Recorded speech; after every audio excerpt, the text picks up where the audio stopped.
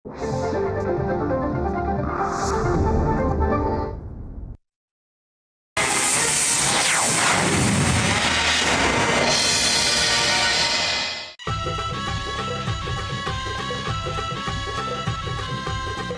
ठेवून जिद्द गौरी वचनबद्ध, मनात ठेवून जिद्द गौरी वचनबद्ध, न्याय ही देई गौरी सर्वांची ताई गौरी, न्याय ही देई गौरी सर्वांची ताई गौरी, अन्यायाची दुश्मन गौरी, दुखितांचे जीवन गौरी, संकटास जाऊन भिडते स्त्री हक्कासाठी लढते, ममतेची मूर्ती गौरी, श्रद्धा धन प्रीती गौरी, आंधळ्याची होऊन काठी, दुष्टांना दावी काठी, लाचारीवर तरी मात ही दिन दुबळ्या देई साथ ही, समाज सेवक गौरी, समाज सेवक गौरी, वचनबद्ध गौरी. हो, माझ्याच वडिलांचं नाव भास्कर माझं. अच्छा, चल बोलूया. हो का, पण काय झालं काय ते सांगतो नंतर. चल चल. माझी ओळख पटवून दिली ना मामा, तर सरदेशमुखांच्या बंगल्यावर तुम्हाला राहणं मुश्किल होईल. गौरे, आवाज खाली. मला तुला एक स्पष्ट सांगावंसं वाटतं, विक्रम चुकला. रावसाहेबांना पूर्ण कोल्हापूर ओळख, मी पण. तू पण? अरे मोहन, अरे मला काय विचारायचं आहे, तू काय बोललास का मामाला? म्हणजे त्यांनी काही विचारला का तुला? बोलला, जरा बाजूला ये, बोलायचंय. मग माझ्याशी काय काम त्याचं? हे बघ बेटी, जर तू मला कशात गुंतवतोयस ना, तर सरळ तुझ्या डॅडींना भेटे ना मी.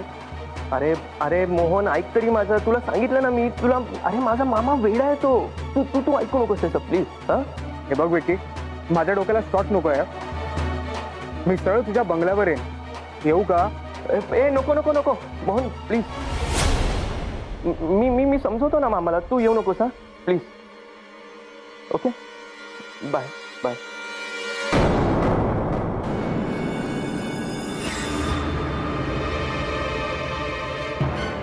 आता काय करू? मोहीम काकांना सांगू का?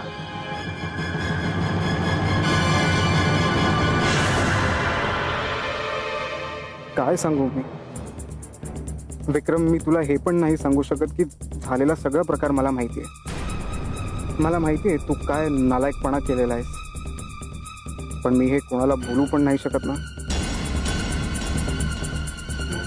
मी माझ्या बाबांना सगळं सांगितलंय. काय करायचंय ना ते माझे बाबाच करतील. पण तुझा मामा मला फार त्रास देतोय, आणि असाच जर त्रास माझ्या बहिणीला आणि मला देत राहिला ना व्यक्ती, तर मी ह्याचा बदला घेईन. मी तुला सुखाने नाही राहू देणार, लक्षात ठेव तू.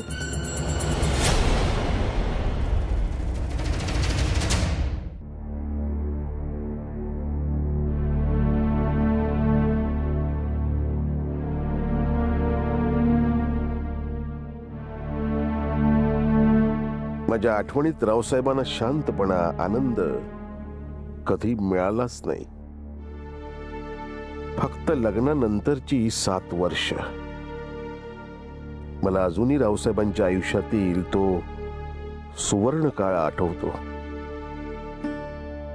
अर्थात त्यावेळी इतका पैसा नव्हता रावसाहेबांजवळ, पण खूप श्रीमंती होती मनाची, ऐश्वर्य होतं समाधानाचं, आणि दृष्ट लागणारी अशी जोडी होती रावसाहेब आणि कुसुम वहिनींची.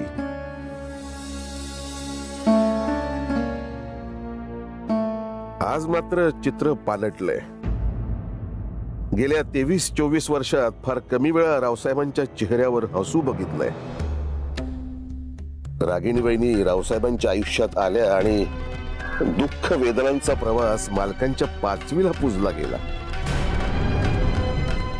सहज वाटणारे मार्ग कसे काटेरी निघाले. रक्ताळलेल्या पावलांचे ठसे म्हणजे आठवणींचे साक्षीदार झालेत, आणि गहिवरलेल्या गळ्यातील हुंदका जीवनाची अपरिहार्यता झाली. परक्याने दिलेल्या डागड्यांचे व्रण सलत नाहीत, पण आपल्या माणसांकडून ओरबडल्या गेल्याच्या जखमा सुद्धा ना अशा ठसठसतात. अशा अनेक जखमांचा अंगरखा घातलेले रावसाहेब म्हणजे यातना घराचे शिलेदार शोभतात. हा अनंत यातनांचा प्रवास कधी सरेल का?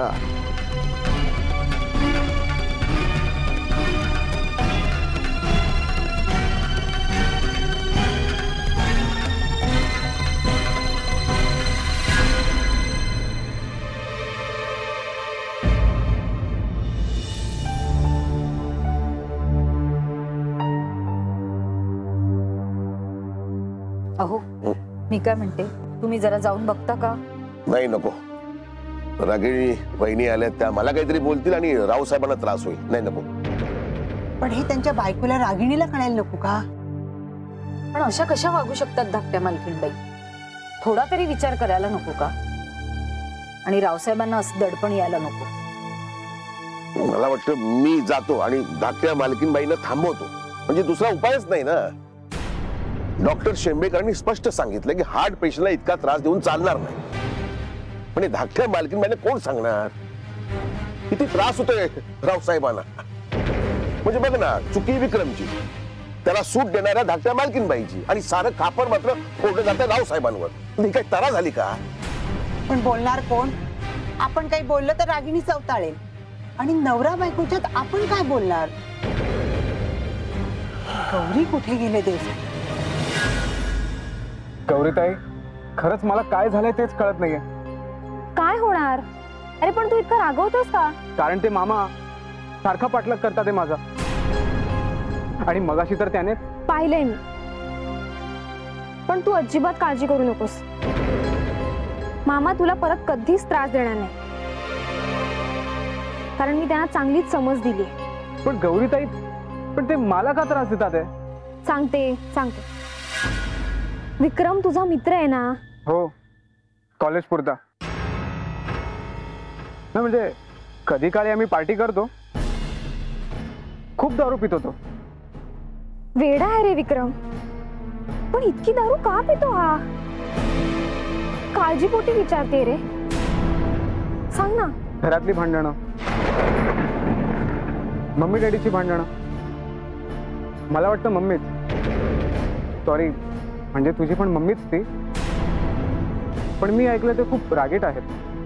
नाही रे. अरे मुलं चुकली तर आई रागवणारच ना. तुझी आई नाही का तुला रागवत? पण विक्रम दारू पिऊन घरी जातो. हो, 2-3 वेळा माझ्या घरी पण झोपला तो. माझी बहीण तशी खूप प्रेमळ आहे, त्याची दया आली. साहजिकच आहे. विक्रम तसा मनाने खूप प्रेमळ आहे रे. पण ना हळवा आहे रे. लगेच मनाला लावून घेतो. नाव काय तुझ्या बहिणीचं? स्वरा. काय करते ती? MBA झालंय आणि लग्न ठरलं. काय? कोणाशी? आहे एक साताऱ्यातला मुलगा. नाही म्हणजे पसंती आली आहे, पण अजून नक्की नाही. आणि म्हणूनच या सगळ्यांचा पप्पांना खूप त्रास झाला. हा? का? कारण ते काय झालं? कारण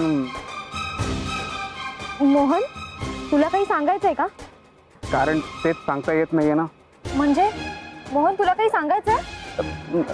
नाही, काही नाही. काय मोहन?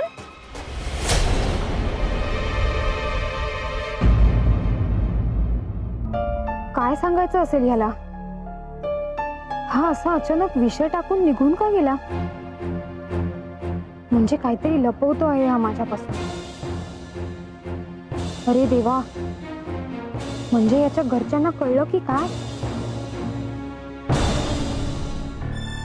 असं झालं तर मग खूपच कठीण काम आहे हे. बाबा हा धक्का सहनच करू शकणार नाही, कारण स्वराच्या घरच्यांना कळलं तर ते नक्कीच बंगल्यावर येतील. आणि बंगल्यावर आले की मग या विक्रमच्या मूर्खपणाची शिक्षा सगळ्यांना भोगावी लागणार. कसा बेजबाबदारपणे वागतो हा मुलगा. मी तरी याला किती पुरी पडणार. पैसे मागतो, पैसे उडवतो, दारूच्या नादी लागतो, जुगार खेळतो आणि आता हे सगळं. पण मोहन माझ्यापासून काहीतरी लपवतो हे नक्की. विश्वंभर मामा पण याच्या मागे वेड्यासारखा लागला. ही काय पद्धत झाली का विचारायची? रागिणी आईला पण नको त्या ठिकाणी विश्वास ठेवायची सवय. विश्वंभर मामा काय विश्वास ठेवण्याला एक माणूस थोडी आहे. मी आहे ना.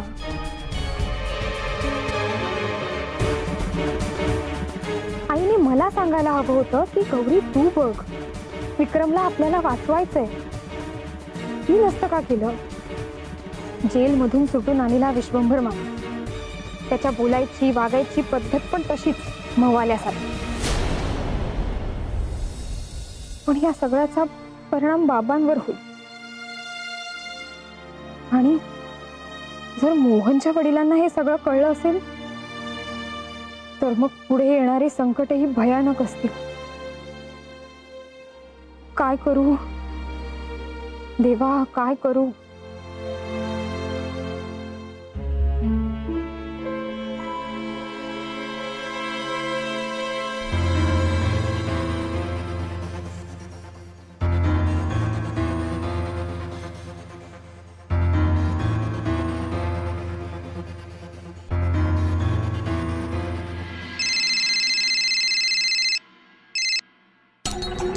बोला भाचे, आता आणखीन काय पराक्रम गाजवून ठेवलात? मामा, तू माझ्या मित्राला का भेटलास? अरे त्याला भेटल्याशिवाय त्या स्वरापर्यंत पोहोचणार कसा? अरे पण जबरदस्ती करतात का? हा? अरे अशाने ना मामला बिघडायचा. मी आहे ना. अरे अरे पण मला सांग, मामला बिघडला तर तू आहेस का तिथे? हा? अरे तुला माहिती आहे का, माझ्या मित्रांनी मला धमकी दिली. काही बरं वाईट झालं ना तर सरळ बंगल्यावर येऊन बोललाय तो. काही चेष्टा आहे? रातोरात उचलीन त्याला. आणि पोलीस मला उचलतील. ए मामा, थोडा विचार करत जा. एक काम कर, तू काहीच करू नको. ओके? मम्मा बघेल काय किंवा डॅड पण आहे. अरे जा रे, ते डॅड बसले तिकडे जाऊन. ते नाही, मी बसवलंय त्याला. माझ्या मूर्खपणामुळे ना शर्मेनी मान खाली गेली आहे त्यांची. मी जबाबदार आहे त्याचा. ठेव फोन. अरे पण hello,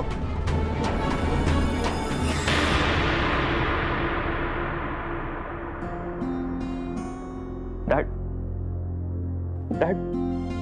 please dad, I beg you, परत या तुम्ही. I need help dad. काही करा पण परत या.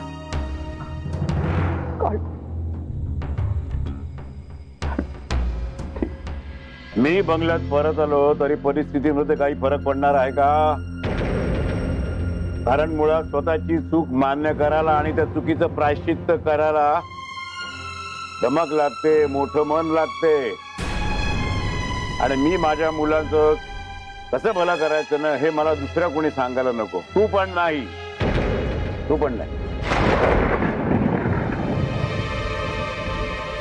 नाही, तुमच्याकडनं कुठली अपेक्षा ठेवण्याचं मी सोडूनच दिलंय रावसाहेब. कधी साथ दिली तो तुम्ही मला, ती आत्ता देणार आहात.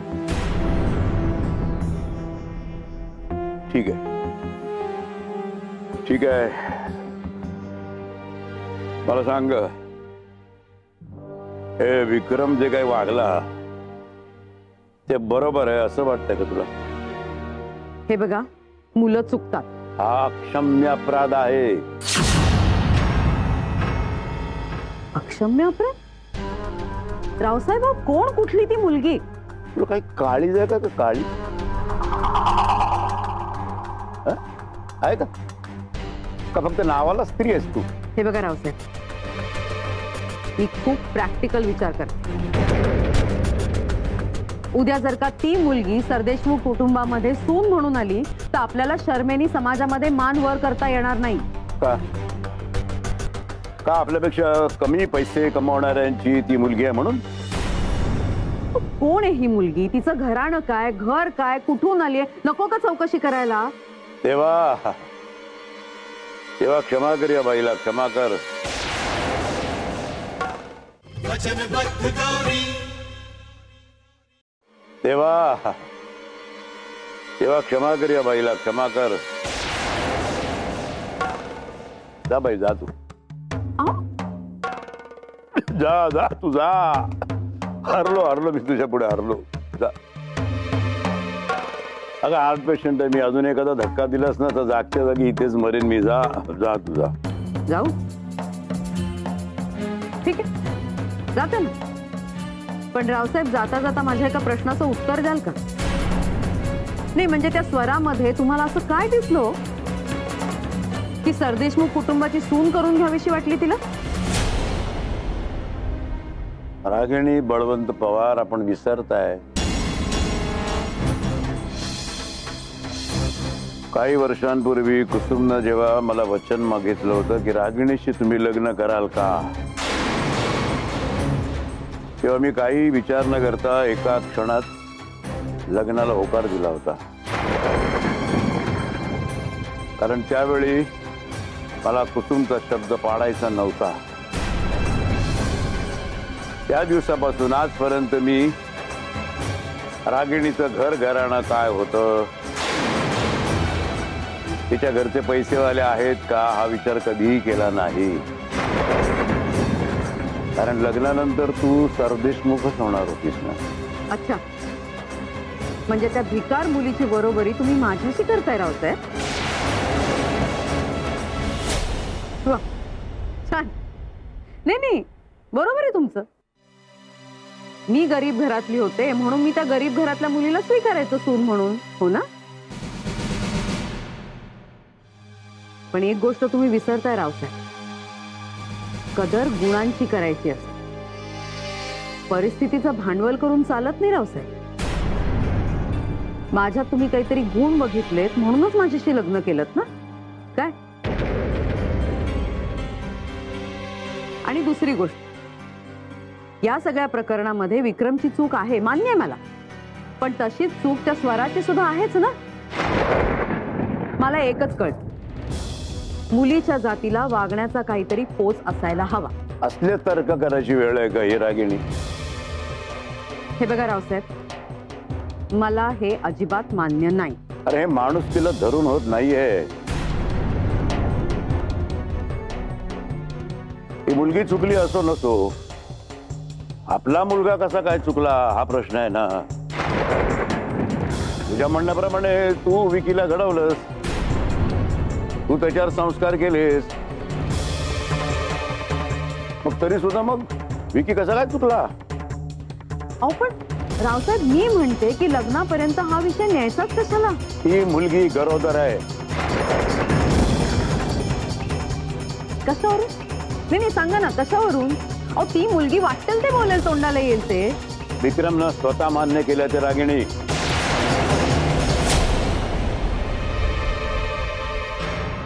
तो लहान आहे अजून. त्याचे प्रताप बघ, लहान मुलांची लक्षण आहे ती. हा, लहान मुलांची लक्षण आहेत. अगं का मुलांच्या चुकांवर पांघरुणं घालतेस तू? अशानं मुलांची आयुष्य बर्बाद करशील तू. हे बघा, विक्रमला तुमची गरज, हे तू सांगण्याची गरज नाही. चला निघायला हवं आपल्याला आता. उद्या त्या स्वराच्या आई वडिलांना बोलवून घ्या. मला मान्य नाही. तू चुकतेस रागिणी. असेल, चुकत असेल. ए थांब रागिणी. रागिणी. हा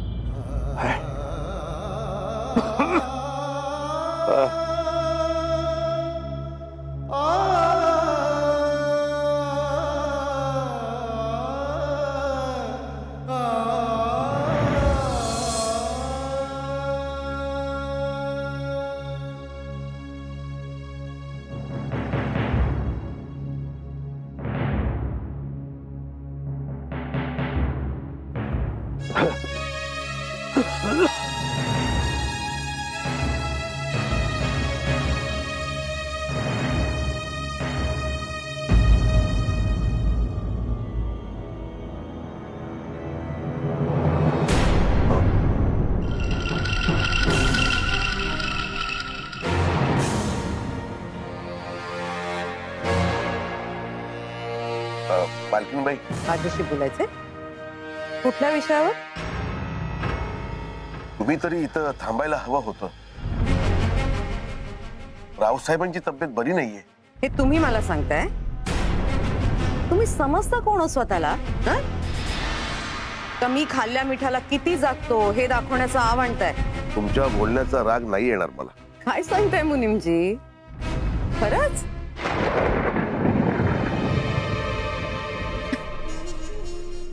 माझ्या डोळ्या देखत माझ्या थोरल्या भावाच्या कानाखाली मारलीत तुम्ही. विसरलात? वचनबद्ध गौरी,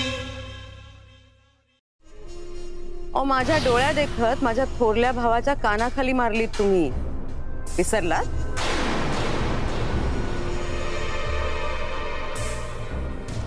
मला ना तुमची ही एकच गोष्ट आवडत नाही मुनीम. फार विसरता तुम्ही मुनीम. म्हणजे उपकार विसरता, खाल्ल्या मिठाला विसरता, पोच विसरता, लायकी विसरता. धाकट्या मालकीनबाई, मुद्दा असा आहे की तुम्ही पायरीने वागा.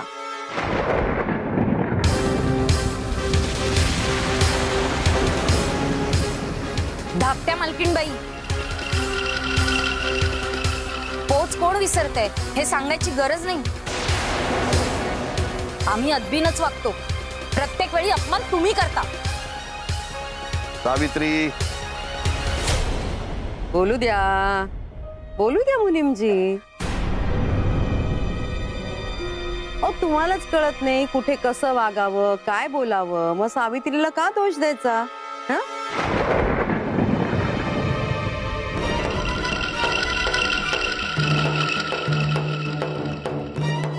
छान छान छान. राम नारायण तिवारी, नाही फार भोळसट दिसता तुम्ही. पण एक एक डाव अतिशय हुशारीने खेळता. म्हणजे बघा ना, आधी रावसाहेबांची मुलगी पदरात पाडून घेतली. आता तर काय, रावसाहेबांना गावातल्या घरात आणण्यात यशस्वी झालात. पक्के मुरलेले आहात तुम्ही या खेळात. अहो तुम्ही बोला ना काहीतरी. त्या वाटेल ते बोलतायत आणि तुम्ही ऐकून काय घेताय? मुनीमजी, माझा नवरा, माझा मुलगा हा विषय माझा आहे. तुम्हाला लोणची मसाल्याचा पगार मिळेल, एवढं काम करा. ह्या मुलीला आपल्या घरी जास्त वेळ ठेवता येणार नाही. अगं काय बोलतेस आई तू? फार मोठ्या घराण्यातली ही मुलगी आहे. आणि श्रीमंताशी आपली मैत्रीही नको आणि त्यांच्याशी वैरही नको.